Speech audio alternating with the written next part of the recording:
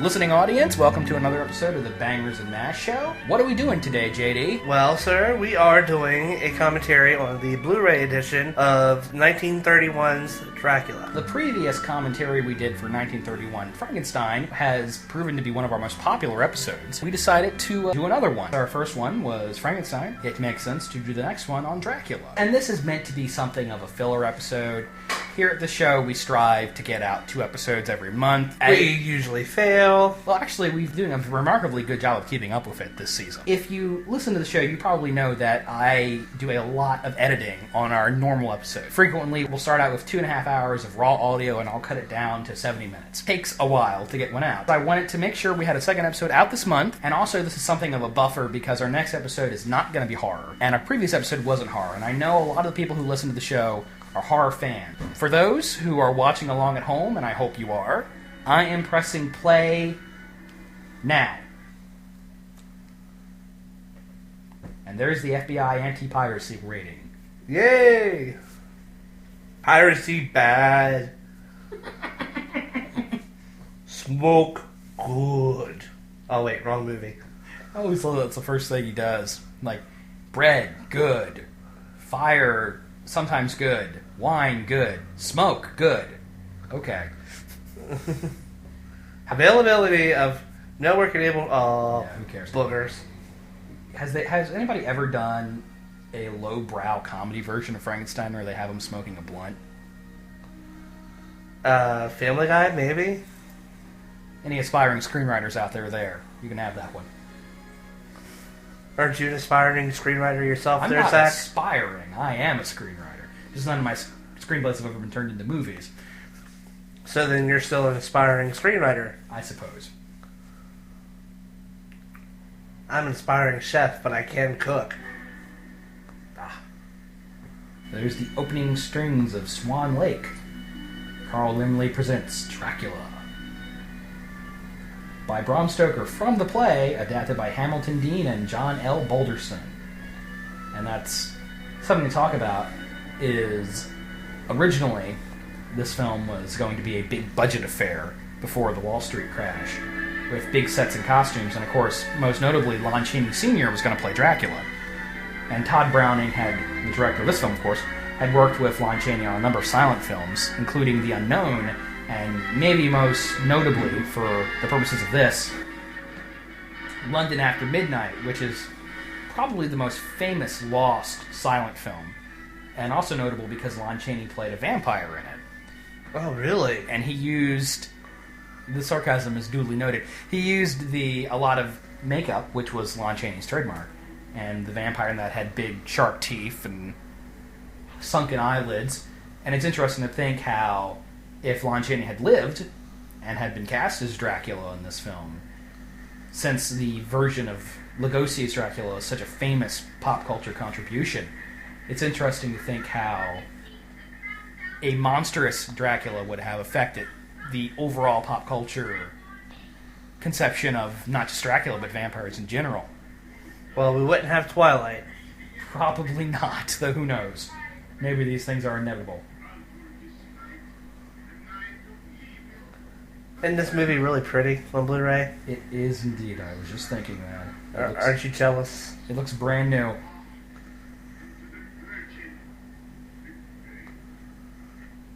Why do they pray to the Virgin Mary? Why don't they, pray to, like, God, the one that has the real power? Presumably they're Catholic? It's a well-known anecdote that the girl in the glasses in the carriage there, that was Carl Laemmle's niece, who is one of the last surviving members of this golden age. She's still around and frequently interviewed for projects about the Universal monsters. Well, she was also the lead ballerina in Phantom of the Opera, the 20s version, obviously. Well, I will also have you know that there was an actor that was being considered between Chaney and Lugosi? Yeah. Yes, for Dracula. Conrad Veidt, who had previously done The Man Who Laughs for Universal, was considered for the part, and I honestly don't know why he passed. I think the studio didn't want him for whatever reason. It's hard to say. This is 31. World War II was coming up. Conrad Veidt was German. I don't know if that had anything to do with it. But Lugosi, of course, had played Dracula on stage, which is why he got the part. Well, yeah. Dwight Fry as Renfield here. Sane Renfield. One of the unsung heroes of this movie. I don't know. I've seen several different Renfield performances, and his is the best. Seems like why a lot of actors, when they get cast as Dracula, do their own thing with Dracula. Everybody kind of follows Dwight Fry's lead for Renfield. Except for the guy that was in Bram Stoker's Dracula. That was Tom Waits as Dracula. That's a Renfield, excuse me. And he didn't really have a very large role in that movie. From what I remember, it's been a few years since I've seen it. Yeah, his role wasn't... Check out this guy's mustache. I know, right? That was porn. That was a porn stash before porn stash was popular.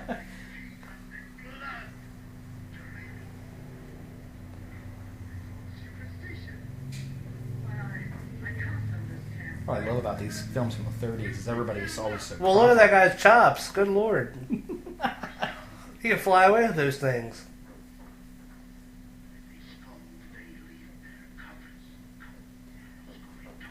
You and I might have discussed this on the previous Universal episode we did. I don't remember if we did or not, but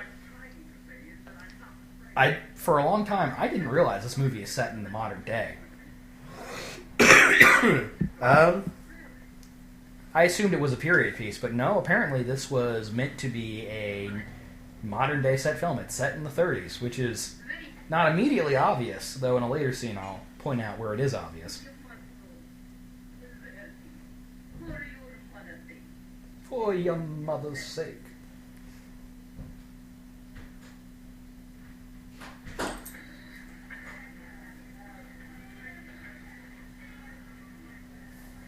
That's kind of interesting, the big cross looming on the horizon there. I just cut away from.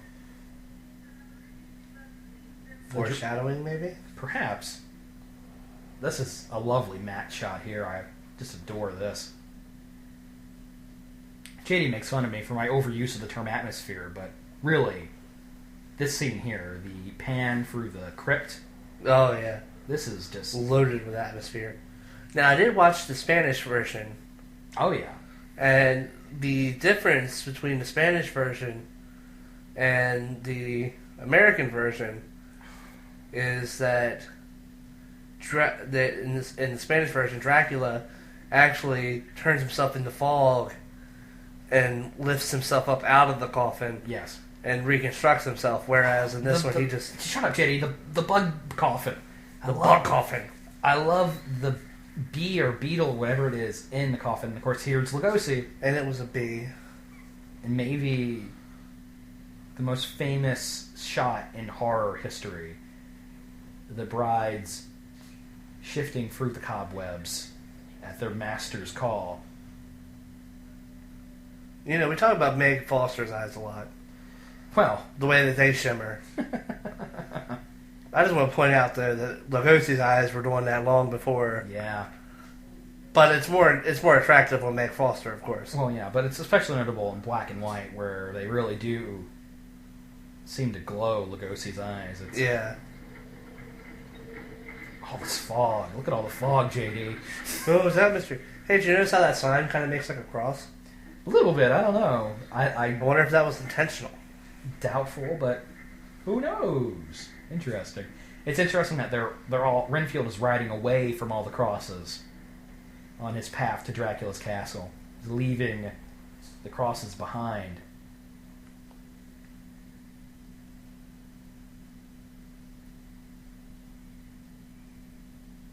I've never been able to quite figure out why Renfield doesn't realize that the coachman is Dracula. Seems kind of obvious, but... What do those signs say in the back?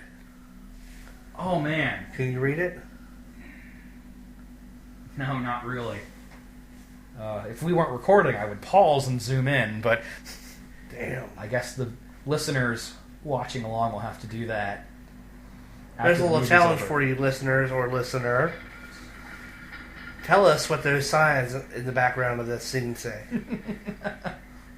And there's that wonderful matte painting again. The road to Dracula's castle seems quite perilous. Yes. Yes, it does. Maybe it's because he doesn't drink wine. I never drink wine. That would have been about the time that I would have been like, okay, stop the coach.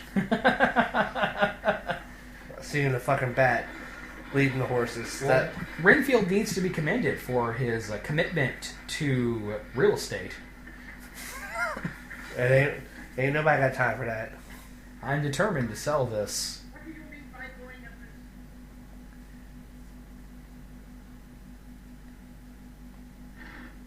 And this isn't his last clue either. But The very large, ominous, creaking door that nobody opens.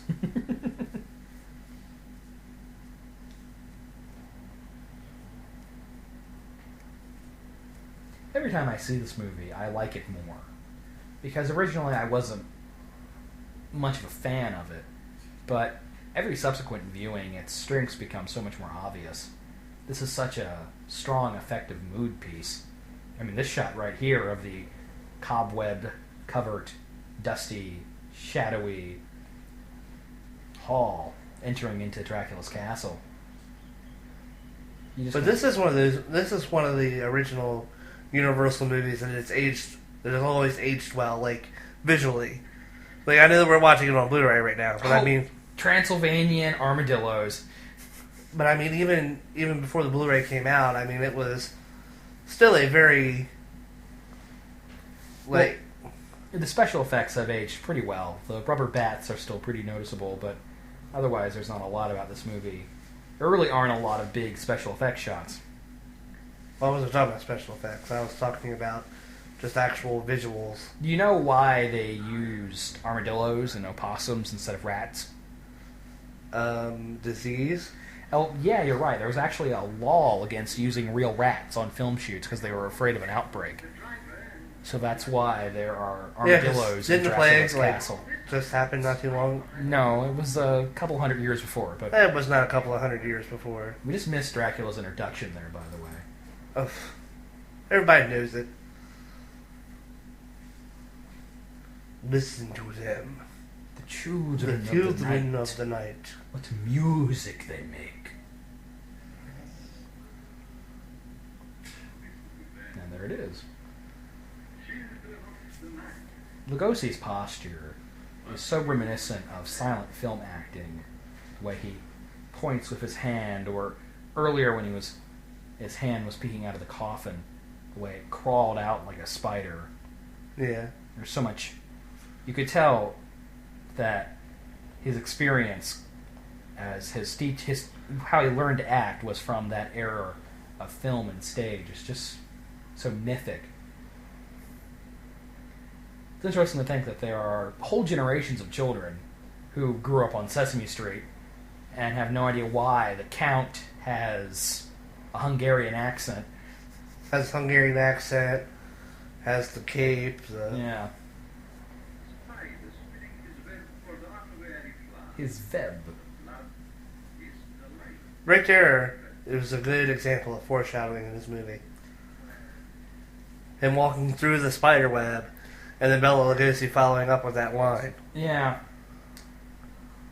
But look at all the candles and drapes on the left side of the scene. This is such a spooky location, and on Blu-ray that's really obvious.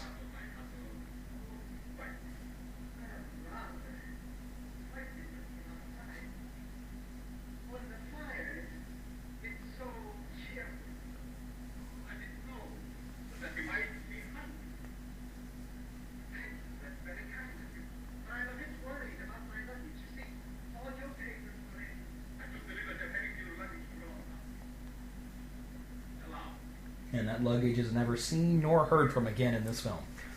Yeah, it is, because he's talking about how all of his papers were in it. Uh-huh. And he's got to sign papers.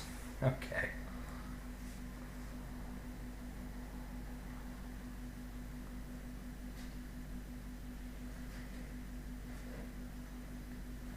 I feel the movie's a little underrated because, as I said earlier, Browning is frequently criticized for his stagey, stiff direction, and no doubt, parts of this movie are stagey and stiff, but if you just notice here, earlier there was a slow pan over to the table, and earlier there was a slow pan up the steps to introduce Dracula. His direction is much more lively than it gets credit for. And I think a lot of things that contribute to the stagey quality of the film is the lack of music. Of course, 31 sound was a brand new thing, and scores did not come along for at least a year or two more. Obviously, they released this movie later on with a Philip Glass score. It's Philip Glass and the Kronos Quartet doing this minimalistic, repetitive score, and it's certainly a good score, and I actually feel like the film is fine with it. I don't know, something about the creaky, black and white, almost silent version. I guess it's just nostalgia. And I do love how Lugosi scans over the papers like this, like a vulture. I mean, nobody, as big a fan of as I am of the Gary Oldman Dracula, which I think I'm probably more of a fan of that than you are, but nothing will ever top Bela Lugosi's Dracula. He's the iconic version. But even still, like, he moves how you think Dracula would move. It's hard to put into words how influential and iconic his performance is. His role as Dracula lords over not just every variation of Dracula ever since, but every cinematic vampire, quite potentially every horror film. Like even the guy that did Nosferatu. Yeah, Max Schreck. Yeah, I'm sorry, I couldn't remember his name. But even though he did it first. Oh. I mean, I know that it's a different type of vampire, yeah. But I mean, his vampire was more visually scary, like makeup wise. Although I'm 99% sure that's just how that guy looked normally. But anyhow, like, even his is not as complete, I guess, as Bela Lugosi's is. Certainly. A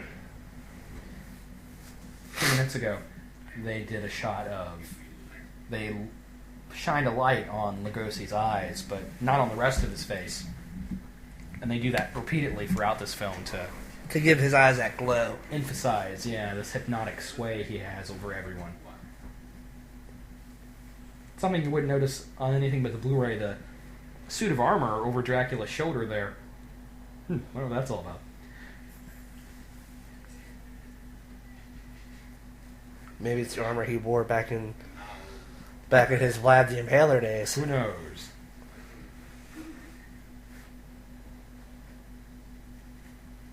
Well, there's nothing sinister about this. Thanks, Renfield.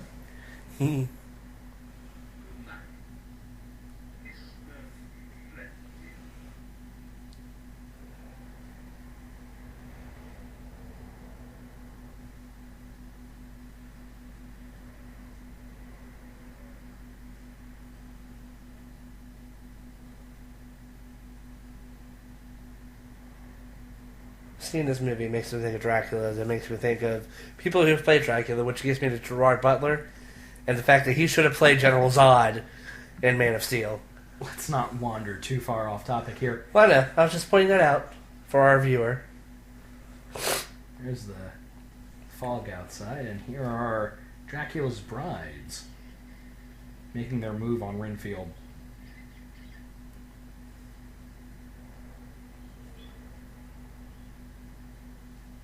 And what exactly does he faint here? Is that some lingering power on Dracula's behalf, or was that giant bat just so freaky he had to pass out? I think it's meant to be a feint.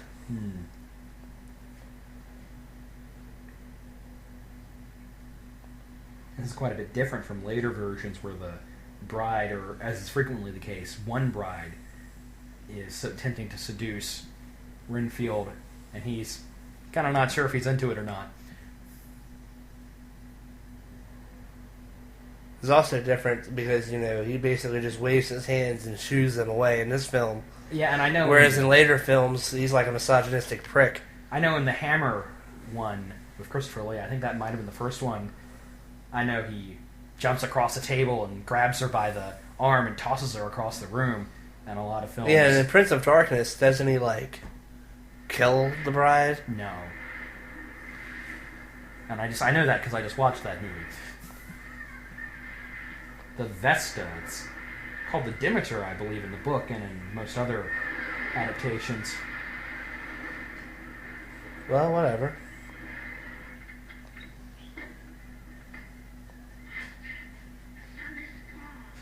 And now we see Renfield as the crazed nutcase he is throughout the rest of the movie.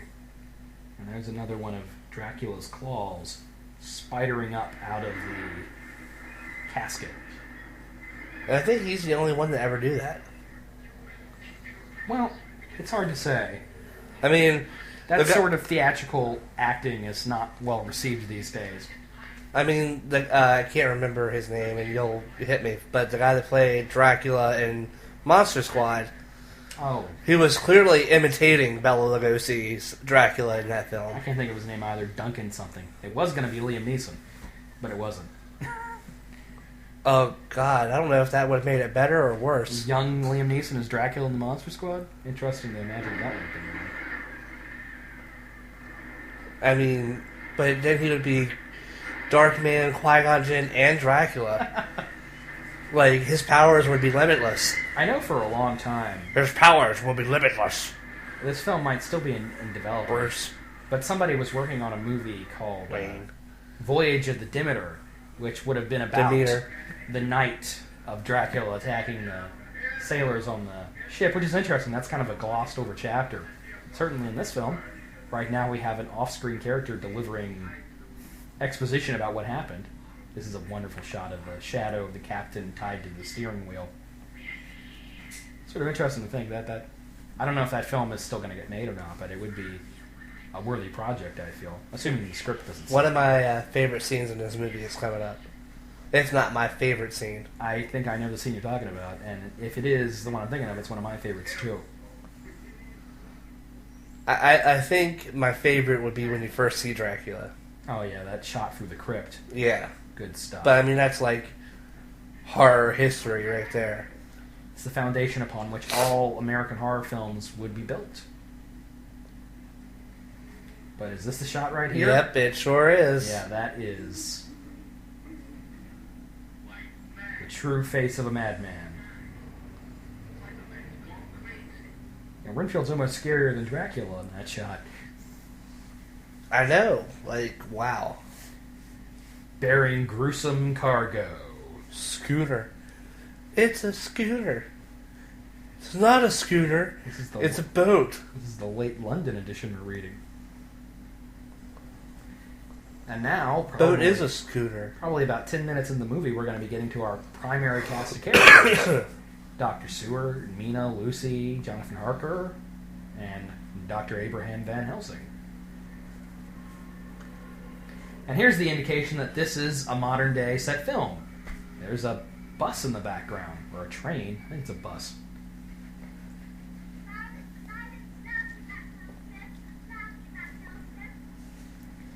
And again, that heavy English fog. Say, why does Dracula ditch the top hat? This is an interesting sequence here. The vampire is so much considered a romantic figure today, but this sequence here really reads as nothing but fang rape. A sexual assault, yeah. He's forcing her into a corner, she's screaming.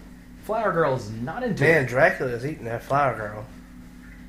You know what else is good to eat, Zach? I'm not going to comment on any of this. Kangaroo.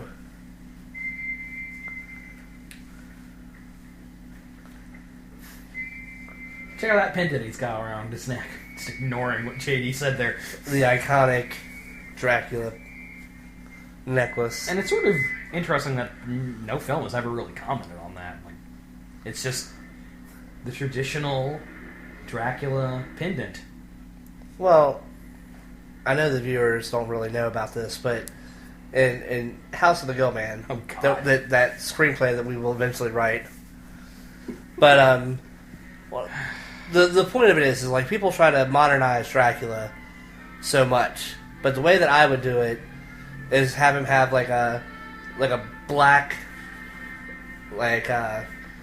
dress shirt with a trench coat, and then just have the medallion. No trench coat. Absolutely not. Everybody wears a trench coat. Dracula doesn't need a freaking trench coat. Yeah, but it wouldn't be a regular trench coat. It would be like the movie. It would be like a dark flowing trench coat. In fact, the point of the matter is I have never seen a modernized version of Dracula that I like. Yeah, but you don't like anything when they modernize an old character. Neither do you. That's because we're nerds. Was it really necessary for him to hypnotize this girl? Couldn't he have just... kind of her job to tell people about that sort of thing, but I guess it just wouldn't be creepy otherwise to have him... Maybe he just wants to have a gross display of power. Perhaps. And maybe she told him at first, no, I can't because it's a private room. It's possible. Or perhaps Dracula just knows how to make an entrance.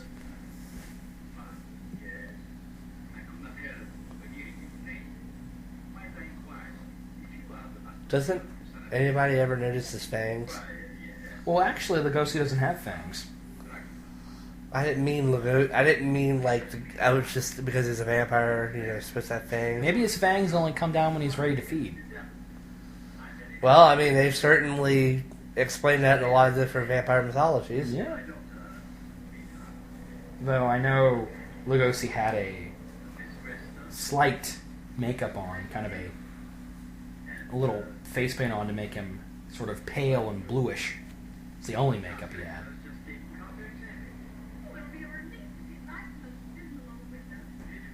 Something this movie is sometimes, I think, rightfully criticized for is Mina and Lucy aren't particularly memorable. Honestly, anybody outside of Dracula, Renfield, and Van Helsing really aren't all that particularly memorable in this movie. Yeah, but they're not the ones that matter. Well, some adaptations make Mina and Lucy very important characters.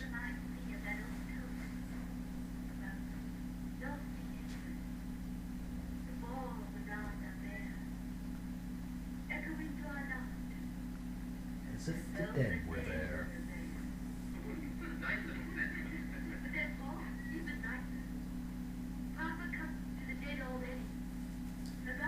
Check out the intensity on Lugosi's face here, staring at Lucy. He's already picked her out as his next prey.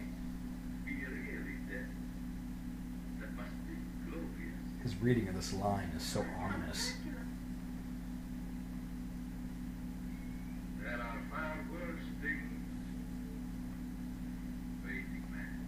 And as he says, there are far worse things awaiting man than death. The scenery darkens as we slowly fade to black. And obviously that's because the ballet is about to begin again, but it's such a effective moment.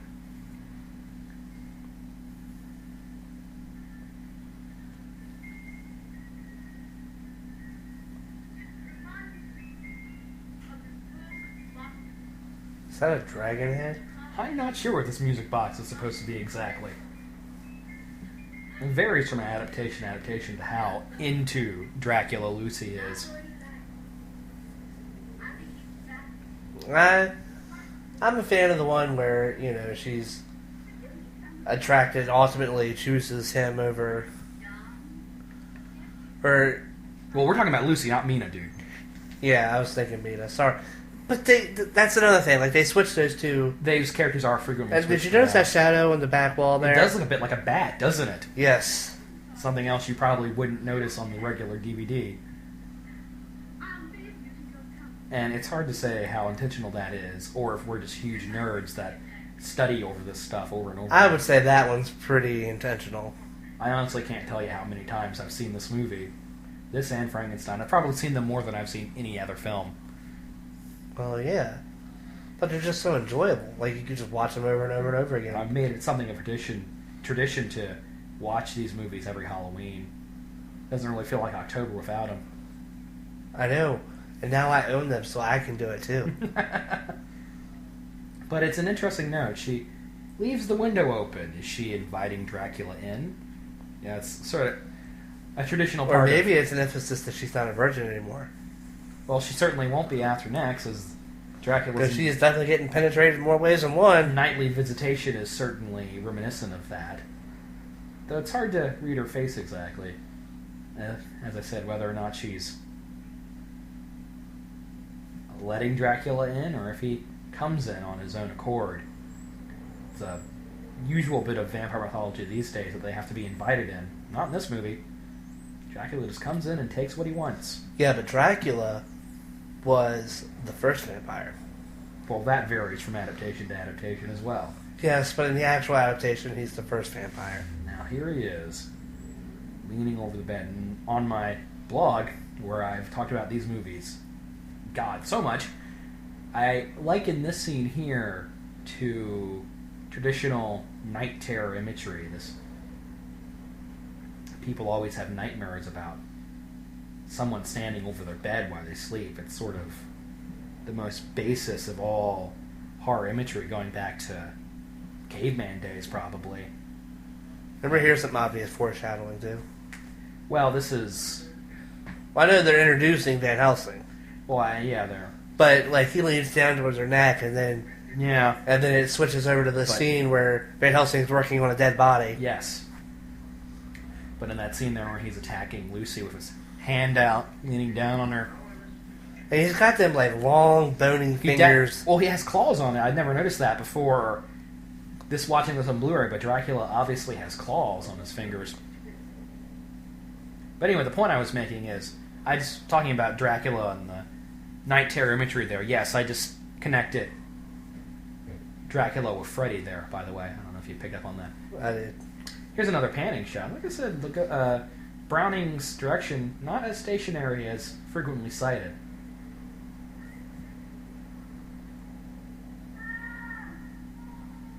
And this is actually a rather effective moment, panning through the sanitarium that seems kind of peaceful, until you hear Wingfield wailing like a total lunatic, because he's lost his poor spider.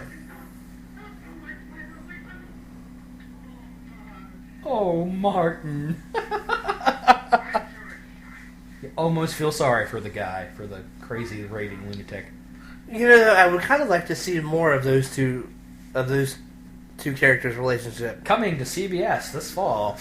Well, no, I don't mean like that. I just mean like I wish there would have been more of those two interactions. You know what I mean? It's definitely the comic relief in the movie. You know, because like you can tell they're kind of like buddies. You know, like I don't know if they're buddies, well, you know, like I know that like he's taking care of Renfield, but did we just miss the line about plump, juicy spiders? Yeah. Oh well. And here's Edward von Sloan as Van Helsing.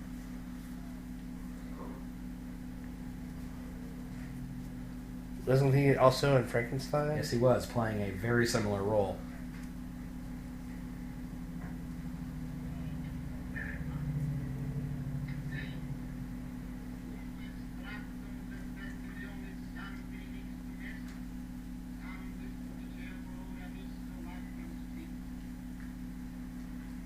Interesting decision to place him in front of the open window with a mountain and then the light overhead, visually illustrating the fact that Van Helsing is the bright one in the room, the only one that really knows what's going on.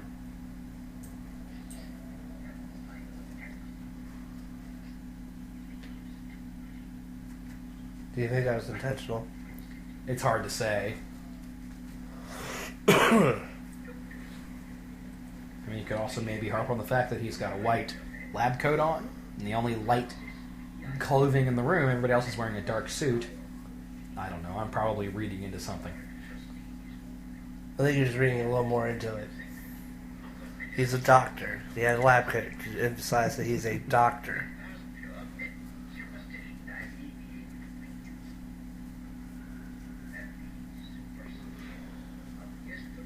And Van Helsing is an interesting character because he's a man of science and myth. Or at least in this version. I'm not sure how much of that is in the original book, but sort of an interesting thing. It's not a dynamic you would see nowadays, where scientists are usually cold logic. But Van Helsing makes room for both. Now, which version of the Van Helsing do you like best? Do you like the scholar Van Helsing that just so happens to know how to kill a vampire? Well, for me... Or do you prefer the badass monster hunter? And I'm not talking like Van Helsing from that movie, Van Helsing. I just mean like, over the years he's kind of upgraded from just standard... He's definitely taken a course in ass-kicking, that's for sure. Ass-kickery. And that's just the tide of the culture right now.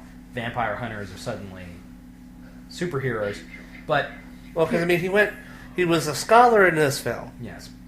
And then, Peter Cushing was a just straight up out to kill... And then... He was the Terminator for vampires, and Peter Cushing will always be my favorite Van Helsing. Oh, most likely, yeah, definitely. Absolutely, yeah. He's the only Van Helsing to go toe to toe with Dracula and look like he could kick Dracula's ass. Yeah, Peter Cushing was always the best, and he was in Star Wars, so. I do like Edward von Sloan's Van Helsing. He reminds me a lot of Donald Pleasance in Halloween. This old man who knows evil. Who knows more about evil than everybody else, who's seen some stuff. Yeah, but that kind of makes him a MacGuffin, almost. No. But anyhow, the point I was going to make is that and then when you get to Anthony Hopkins' Van Helsing, he's kind of like a good mixture of the two. Them, yeah. Though the most I remember about that movie is him holding the bride's heads in his hands and throwing them off the balcony, yelling, "Dracula! Take your horse!" Yeah. Is actually what he says. Okay. Well, that's even more over the top. Yeah, but it's Anthony Hopkins, so he can get away with it. Sometimes. There's a little moment we kind of skipped over there where you see the coffin lid rise, camera pans over, pans back, there's Dracula. And you're right, in the Spanish version, there's a big plume of fog that comes out with him. In this one, nope, Dracula just shows up. Well, yeah, but the Spanish one didn't get hit by the Great Depression. Well... Or they did, but they made different... It's a bit difficult to watch this movie and not compare it to the Spanish version. A lot of people consider the Spanish version superior. We've talked about this before on the show. But, I could certainly see people preferring the Spanish version, but honestly, I gotta tell you, I don't really get it. Because, first off, the Dracula and Renfield in the Spanish version have nothing on Lugosi and Dwight Frye. Oh, yeah, no, you're right. Because the Renfield in the Spanish version was trying to outdo Dwight Frye and just goes for this crazy, over-the-top, constantly yelling and screaming. And like it's just too much. Yeah, it's too much. And the actor playing Dracula just doesn't even look like Dracula. Has got nothing on Lugosi. It's not even in the same ballpark. But I guess you could say the Spanish version is maybe a little better shot. There's more differing in angles and more cutting and editing. But I don't know, man. I think the Browning version just has an atmosphere you can't beat. Here, the shadows on the wall from the bars in the window, very expressionistic, and I love it. Yeah, I mean, Can't. Oh, wow, that's just creepy right there. Sunken eyes that almost seem to glow in the darkness.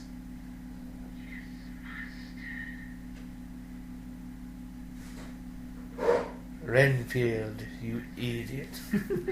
Oh, wait, wrong movie. Dracula doesn't have to say a thing. His will over Renfield is complete.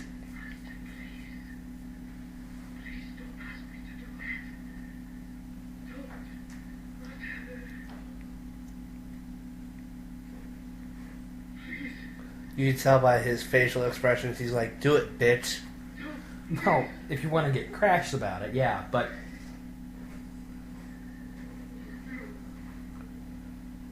Renfield's an intriguing character. There are times when he seems remorseful about what he has to do, other times where he's rather gleeful about it.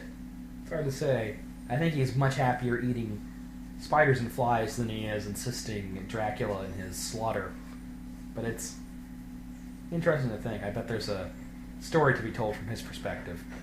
Here's a little continuity gaffe. You can see the paper they would tape to the lamp to affect the lighting in another scene is still there. And how about this for a moment in horror history? Dracula slowly panning down on his victim as we fade to black. And now Mina has a scarf around her neck. Mina Haka.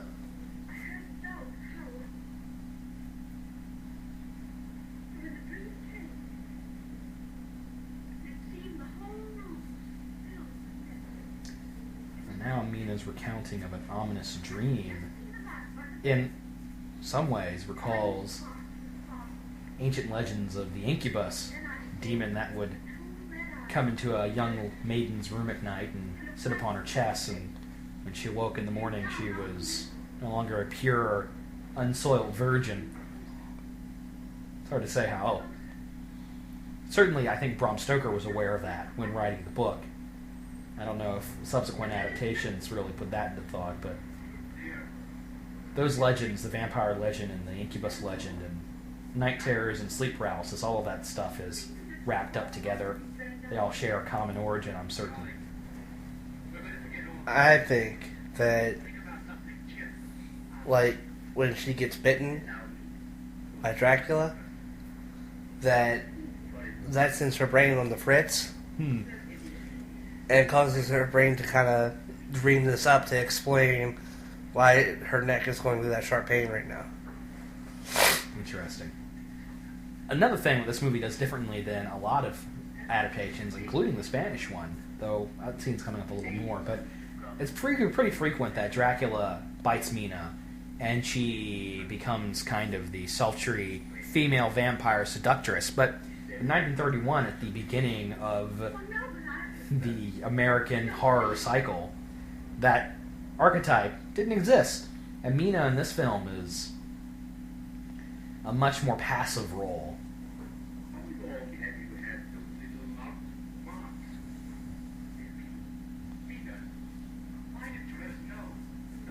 She certainly seems quite unwilling to be a vampire. I know that I would be willing to be a vampire. Well, that depends. Well, yeah, it depends. I don't want to be no stupid fucking ever calling Twilight sparkly vampire. Oh, would you want to be a horrible, grotesque Nosferatu? No. There's a Gilligan cut right there. Who could be responsible for such a thing? Dracula has arrived. Some versions play that more for comedy than anything else. Look at the way Lugosi leans forward. Just every movement has the supernatural tinge to it. What a full, perfect performance.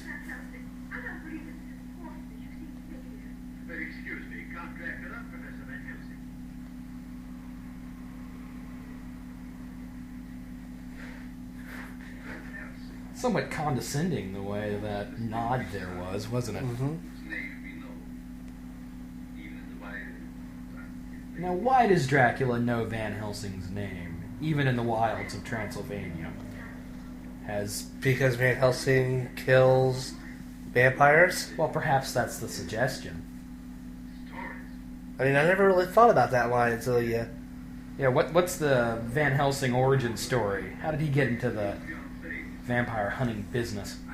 And has he had previous dealings? You know, that would be a movie I'd like to see. You know, I think some versions even go so far to suggest that perhaps Van Helsing and Dracula have met before. Maybe, I don't know. Well, no, because in this one he doesn't know him. Yeah, there was the mirror gag there.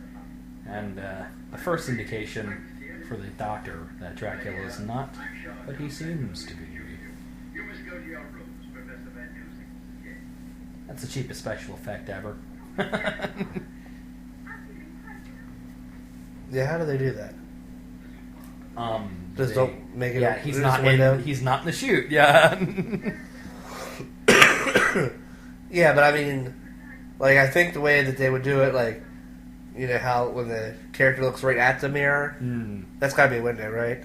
I have no idea. Angles and such. Magnets, how does that shit work?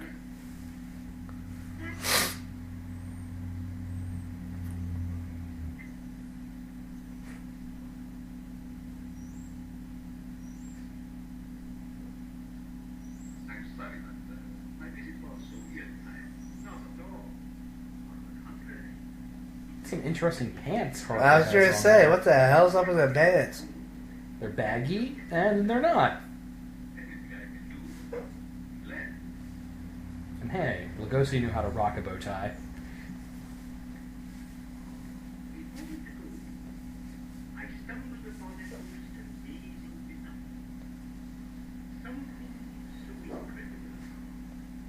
And this is a really subtle thing. Gee, I don't want him to figure out that I'm a vampire. Ah!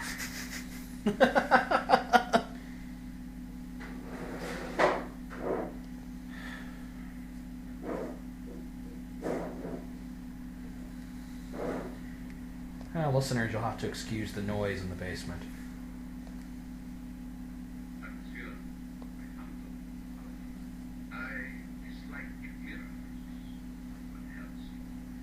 Interesting recurring feature in these Golden Age horror films where the monster has really no qualms about announcing his evil presence. Same thing happens in The Mummy, where everybody says, "Hey, Boris Karloff, you're an evil mummy," and Boris Karloff's response is, "Yep, and there ain't shit you can do about it, Holmes." Paraphrasing, of course. Well, yeah, if you want to be crash about it.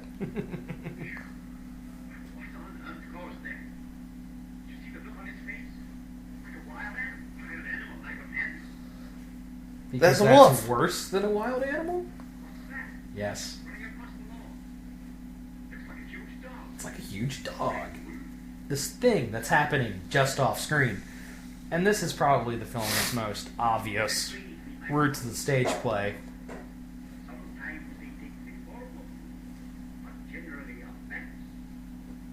Maybe Dracula didn't think it out that that was not the best time to turn into a wolf. The wolf. The castle. Don't know why that was in the Frankenstein spoof.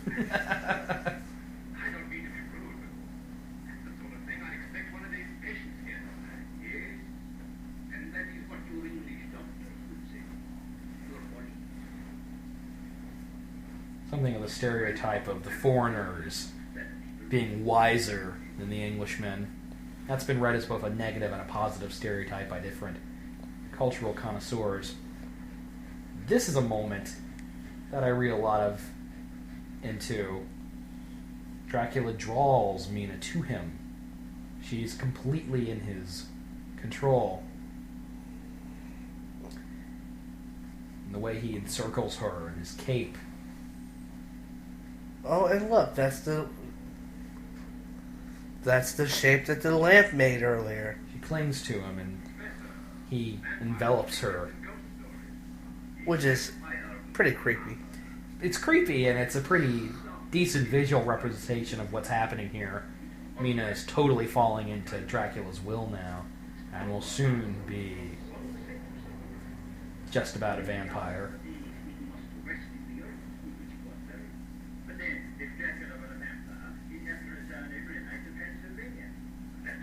This is an element of the story that is glossed over sometimes. A vampire having to sleep in the soil of its home country. A lot of subsequent vampire stories don't deal with that at all.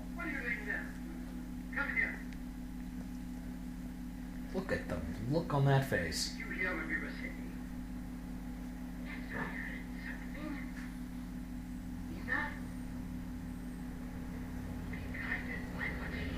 And isn't it in the...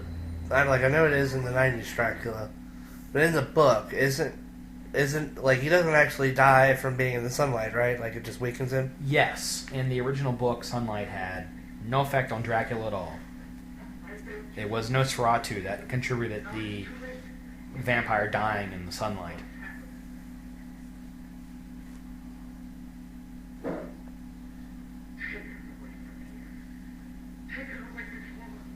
Renfield's almost schizophrenic in the way he goes back and forth from being just as evil as Dracula to being remorseful or afraid of his master.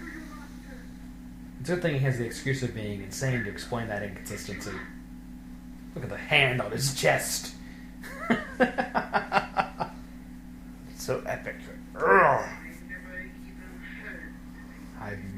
even heard the name before.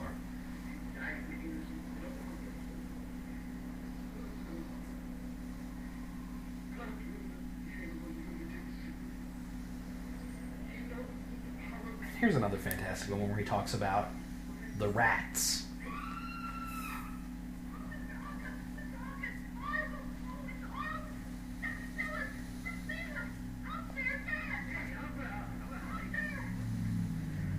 Oh, something else that's happening off screen.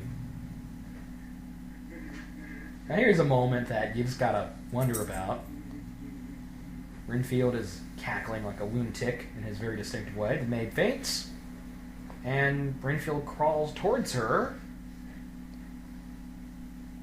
very ominously, rather predatory, and then he seems to be going for her neck as if he's gonna bite her or kill her.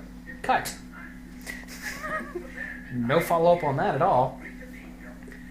It's hard to say if that was an edit, maybe there was a scene shot, but in the Spanish version you see what happens, where Renfield is looking like he's perhaps going to attack the maid and then just doesn't. In this version, we don't know. This is a fantastic shot here. The fog rolling over the gates of the cemetery, the man on the bicycle, the little girl crying. And Lucy's sole appearance in this version as the white woman.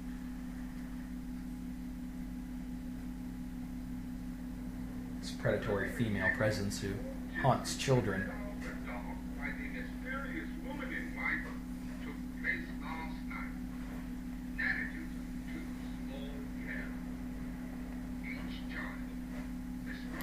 And that too ties in the vampire tale with a much older tradition of horror and monster stories, evil women that haunt children. You see a lot of that if you go back far enough. Check out the hats the nurses are wearing. Huh.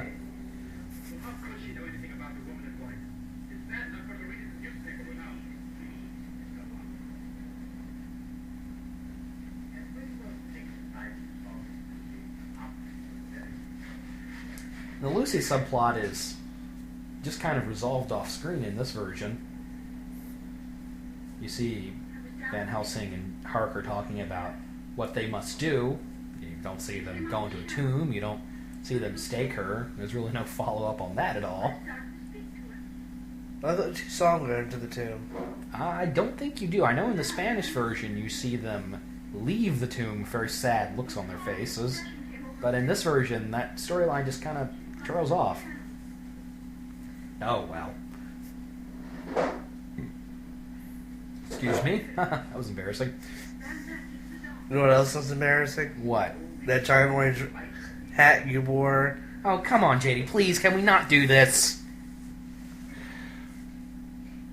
Okay. Think of the listeners, huh? I was. This is going to be unlistenable. Christ. What do you mean it's going to be unlistenable? Anyway, the movie.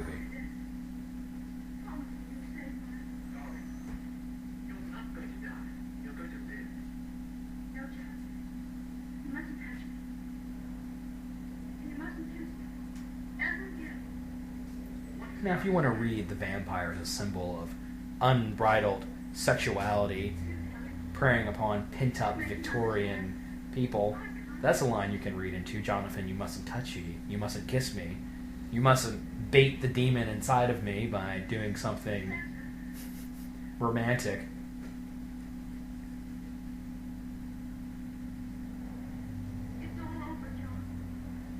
And Harker is totally clueless in this version. Generally speaking, he's a pretty useless character, even in the original book. But this version especially.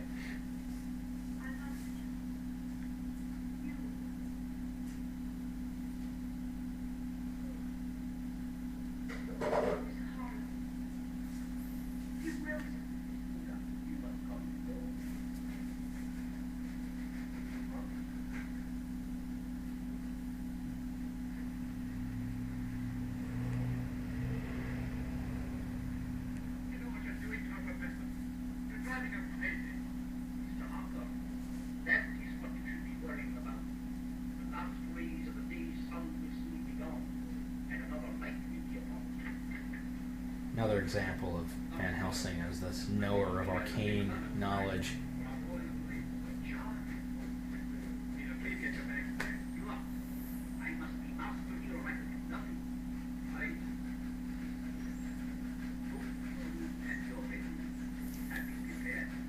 When does he have him wrap? I guess he doesn't do that in this one. Never mind. What? I was gonna say, where's the garlic? Oh, well, it's Wolfsbane. Oh, that's right. It's Wolfsbane. Wolfsbane in this. Yes. Garlic would... I believe it was garlic in the book. I believe in the book they specify that both garlic and Wolfsbane is effective in warding off vampires.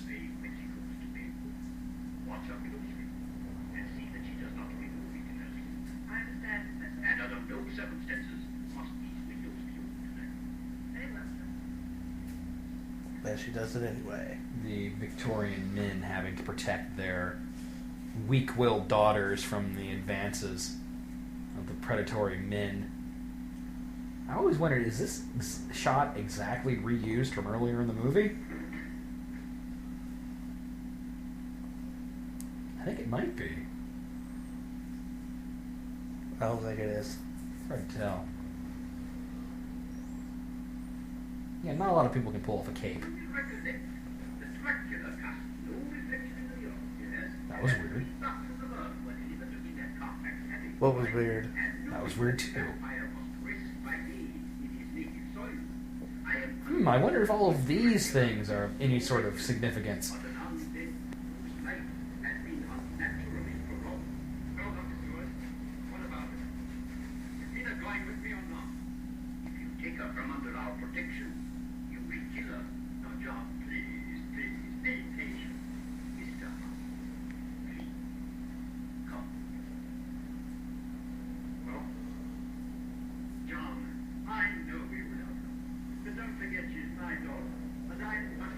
Alright, I'm just going to go out on this limb here with my Freudian reading here. Alright, we need to protect our... We need to keep our daughter virginal, so she can't go with her fiancé to his home. Just throwing that out there. You and your 40 at least. It was a great shot of Renfield's shadow.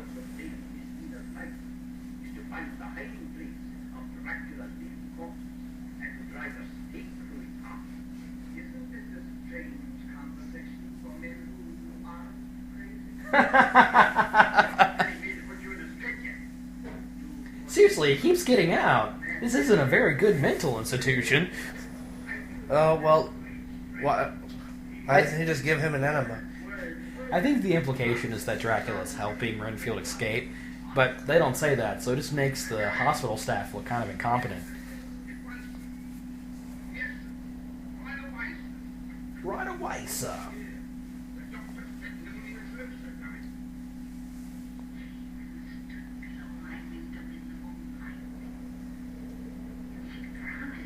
Okay, this is the scene where he talks about the rats. And I'm surprised later adaptations haven't used this as an opportunity for visual flourish. Dracula making this illusion of hordes of red-eyed rats appear to Renfield.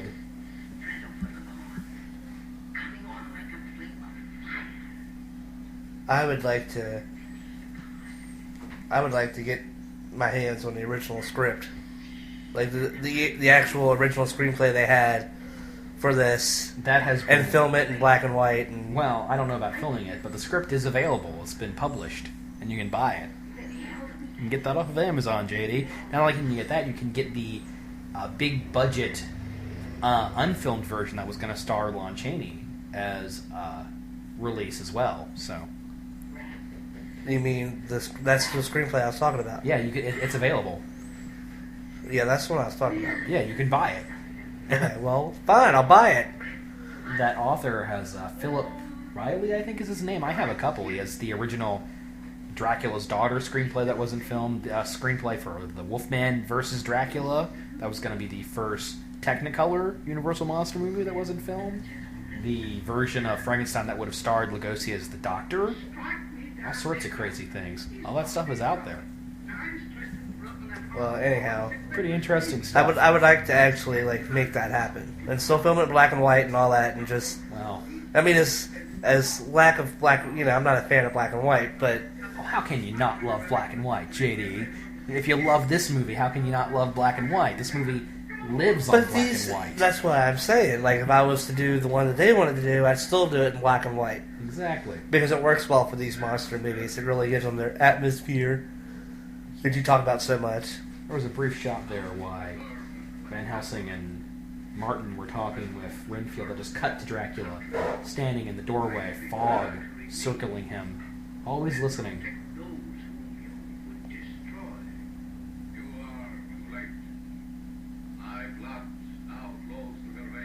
Through the veins. You will live through the centuries to come. We don't need any Bill Nighy playing Dracula. We basically had that in Underworld, and I don't think it would have worked. I didn't think we were talking about Bill Nighy. Well, the way you did the accent, it sounded like him and not Dracula. So why does Dracula desire Mina so much? I know a lot of adaptations have made Mina the reincarnation of Dracula's lost love or some nonsense like that.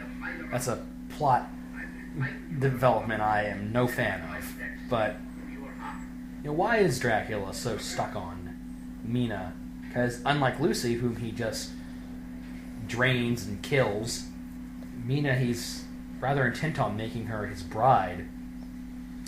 And how about that for some hand acting there? Claw. This is another example of Van Helsing's strong will. Dracula's hypnotism is not all that effective. It's the glasses.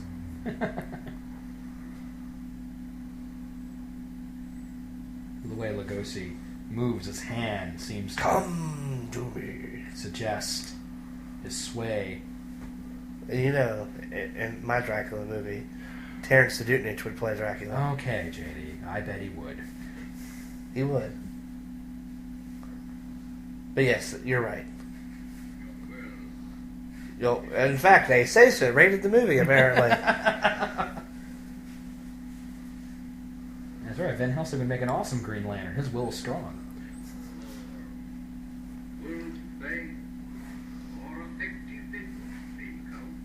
Eat cross, bitch. And it's great Gotta that have fix. Lugosi is going for him. Claws out, mouth open when he pulls the crucifix out. And his reaction is, of course, to swoop the cape over his face and dash away.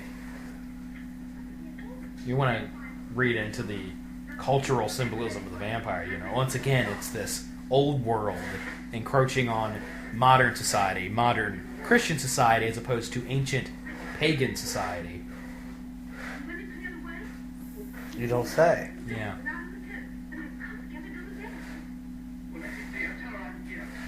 No, you mustn't see her.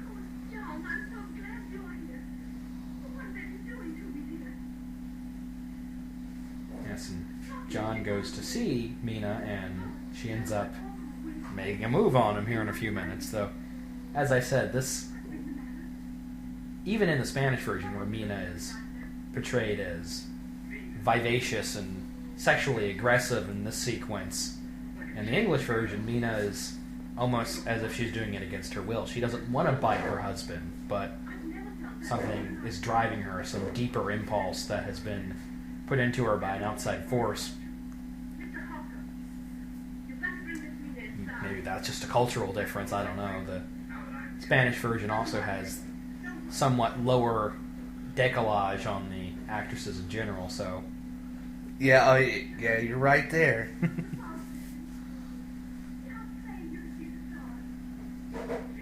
Yes, Zach, look how plain you can see the stars.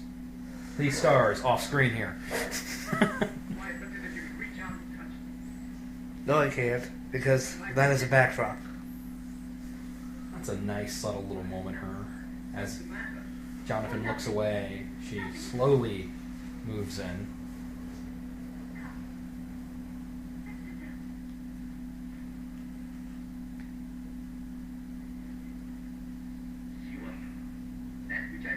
From the beginning has happened. Dracula boasts that he has hidden his blood that of his Once again, in this version, Dr. Seward, yeah, not really all that Kind of helpful. useless. Yeah. Of course, he's useless in any rendition. Yeah, most of them. In fact, a lot of ones just do away with him altogether. He's not really that important of a version, outside of being Mina's father. Now, that's another question. Why is Lucy always staying with...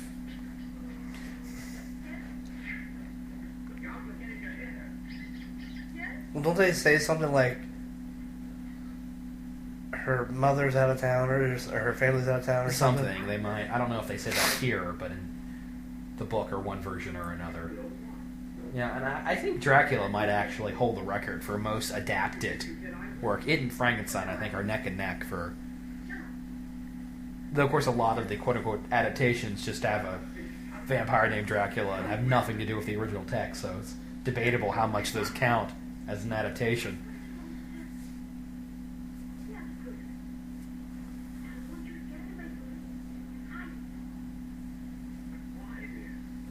Alright, here's some more Freudian reading. Mina can't perform with a cross over her. So we have to do this. You have to get the cross out of the room, John, before we can... This episode is going to be unlistenable. Now, this is a great shot, though. Focusing on her eyes here. They look at me so strangely. Brains.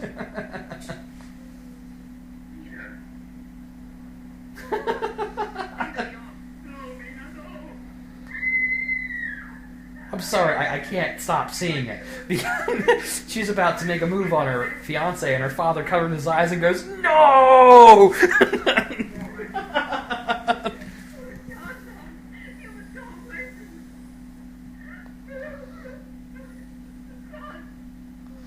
So when does the cross become physically harmful?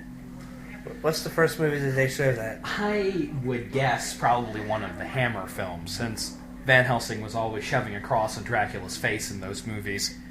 But it might predate that. It's hard to say when the... We should look that up later. Yeah, I don't know. I don't know if there's an easy answer to that one. But yeah, in these early films, just seeing the cross is enough to push a vampire back, and that varies from mythology to mythology. In some movies, a vampire has to be physically burnt by the cross, and in others, just seeing it is enough to push them back. Well, I mean, I think it was Salem's Lot. I'm not trying to bring up another vampire movie, I promise. But I think in that one, like, it both repelled them and burnt them if they touched it. All I remember about the TV movie version of Salem's Lot is somebody picking up a cross made from, like, tongue depressors in a hospital, and doesn't, like, actually kill the vampire with that in Salem's Lot. Like, pushes it against their forehead and they fade away. It's not a TV movie. It was a TV movie.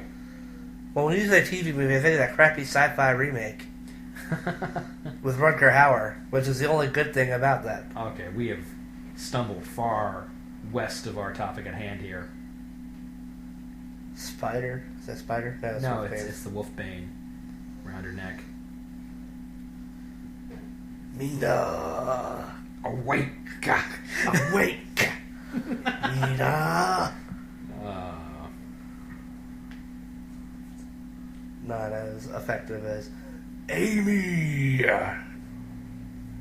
That's right, because Lugosi doesn't need to growl his lines. All he's got to do is raise an eyebrow. It's just as effective.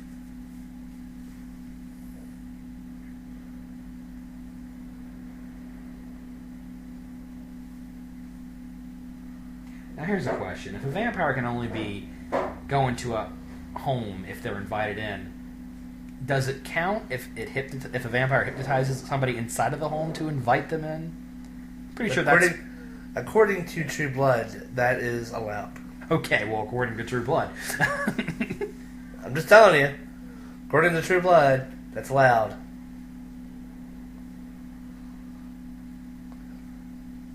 Just the way his eyes glow in the darkness. Spooky stuff.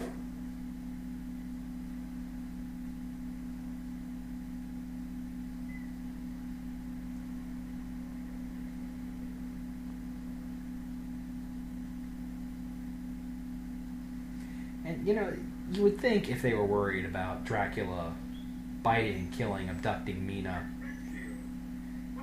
perhaps they would be a little more proactive. I guess this is the scene of Harker and Van Helsing exiting Lucy's tomb after just finishing that business there, but they don't comment it on any way. Well, as I say, that's a subplot that just kind of peters off in this version. But Just peters off, huh? as I was saying, if they really worry about Mina getting abducted, maybe they should have been standing around guarding her instead of just leaving a single nurse and some wolfsbane.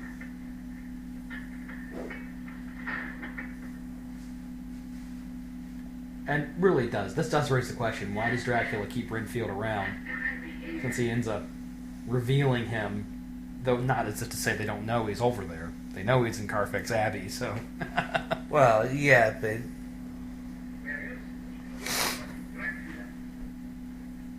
Look at that friggin' staircase, man. Amazing. Renfield, you idiot, you let them here.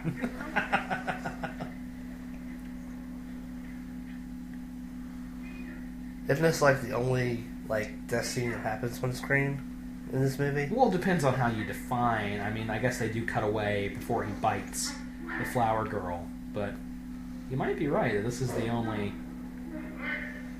actual physical blow you see when Dracula finally gets fed up with Renfield's shenanigans and puts him down like a sick dog.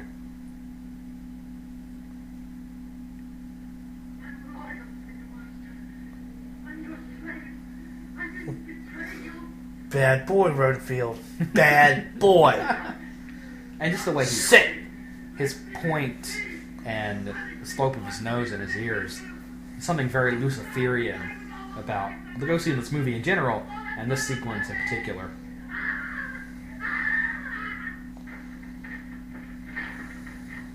Well, even then, I guess you don't see the death blow. You just see him pick up Renfield and the body roll down the floor. It counts. It's more than you see with any of the other ones. That's true.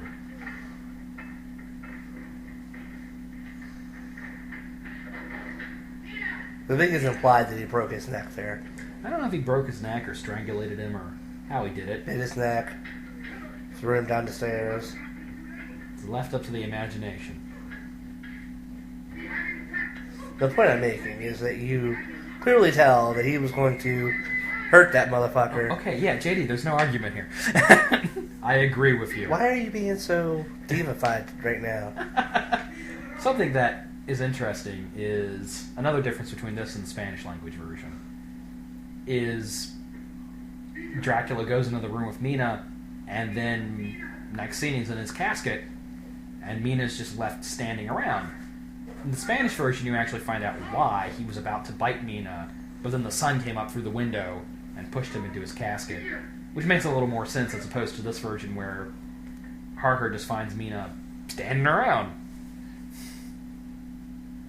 Now, watching this movie as a child for the first time, I remember being incredibly disappointed that the climax of the movie is Van Helsing finds Dracula in the casket, and then you hear off screen him go, and that's it. Obviously, 1931, they wouldn't show him being impaled, but it's kind of underwhelming. And as soon as Dracula's in his casket, he's totally unaware of what's going on around him. It's kind of a wonder if he's in there thinking, like, oh man, I really didn't think this out very well. You're gonna get me.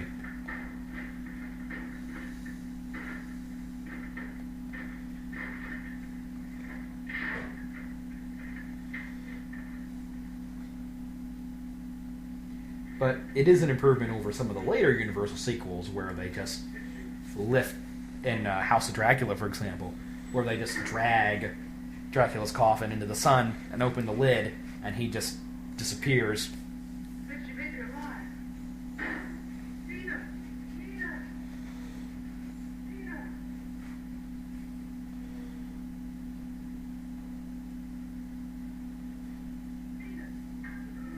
Yep, there it is. Dracula's death moans. And immediately his sway is broken.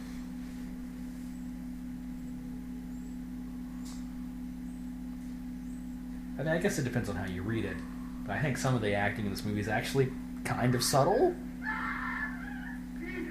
because they were still learning how to use dialogue, I guess, and lots of face acting, lots of body language, not a lot of information being given to us in dialogue. You know, film's a visual medium. It works. I mean, you know, despite this is like one of the first sound movies. Oh. Well, I said one of the first, not the first. You know, but, you know, sound was still relatively new, and they weren't really sure on how to really write dialogue. Wow. The point I'm making is the film is successful at what it... Oh, yeah, absolutely. And now they walk out of the shadows of the castle into the sunlight of the new day. Out of the darkness and into the light. The evil's been vanishing. All is well. Well, except for Lucy, I guess. Poor Lucy. She has some explaining to do. It's a universal picture. Well, guys, there you go. There's our commentary on 1931's Dracula. I do apologize for some of the ambient noise in the background there. Sorry about that. I hope it didn't affect your enjoyment of our rambling over this wonderful classic film. It's all my fault, guys. No, it's not. Apparently I'm a bad host. I got yelled at twice toward the episode. I apologize. That's it. The most recent episode of the Bangers and Mash Show. Real episode next time, promise. And it'll be coming sooner than you think. Until next time, I am Mr. Bangers, a.k.a. Zach. My co-host here is... Mr. Mash, a.k.a. JD. We'll see you next time. And remember, such things do exist.